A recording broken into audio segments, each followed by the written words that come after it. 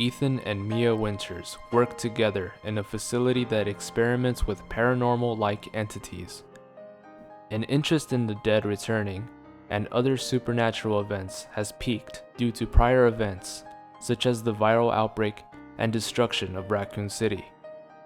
There is, however, a strain in Ethan and Mia's relationship, as they are on the brink of divorce. Mia's behavior has changed erratically over the years, citing how she doesn't spend enough time with her family.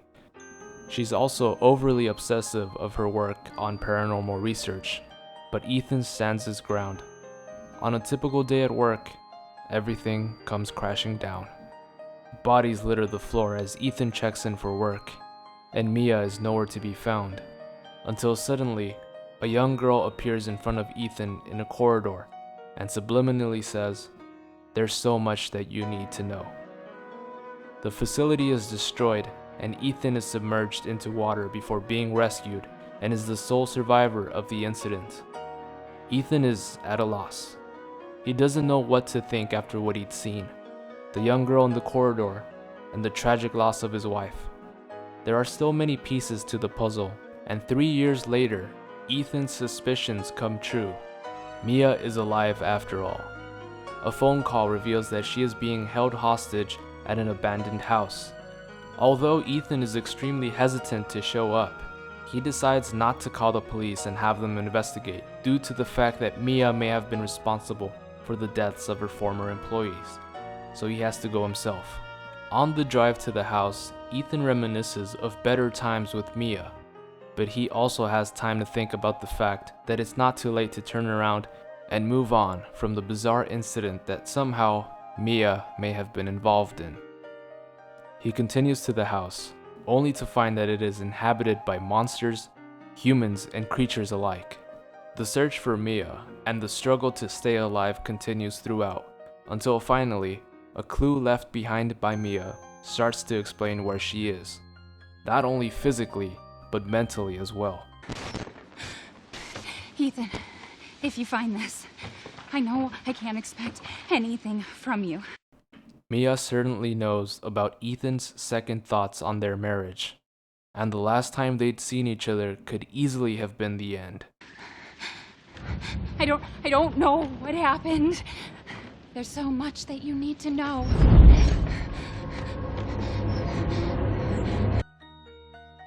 Clues begin to pile up as you explore the Baker house.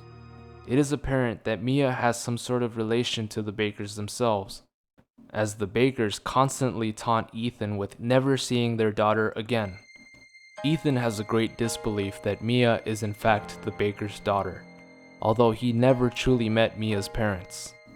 If the Bakers were truly Mia's family, then she must have been running away for some time until something awoke within Mia, and the need to return was too powerful to resist.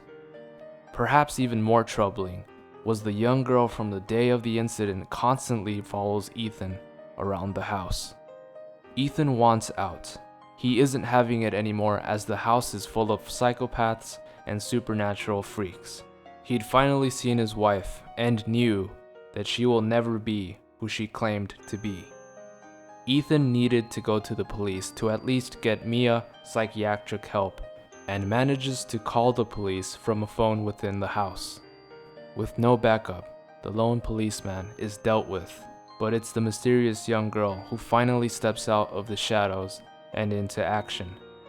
She not only kills the policeman, but also incapacitates Ethan.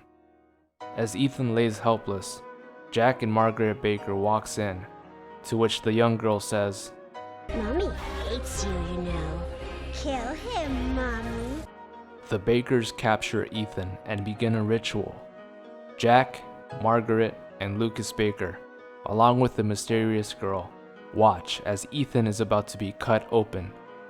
Just as the knife reaches Ethan's chest, the unthinkable happens.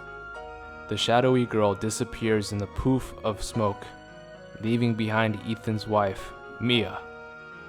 Ethan is in complete shock. The Bakers are disappointed when Mia begins to plead to Ethan. That wasn't me.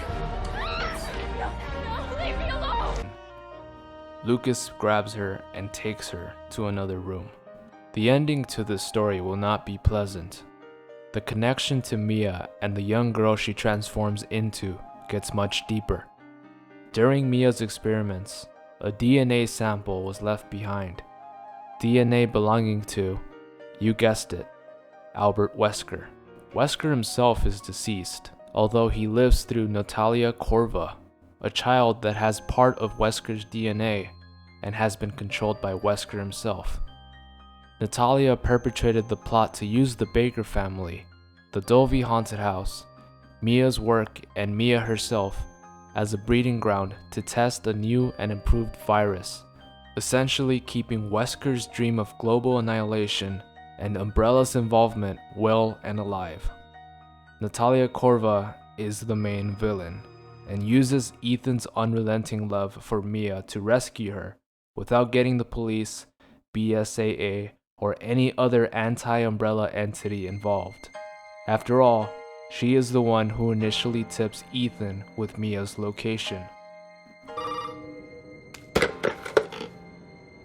I know who you are.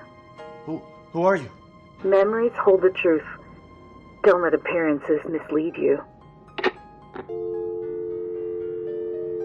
This ending concludes with Mia being rescued by Ethan, only to spread the new virus around the surrounding areas of Dovey.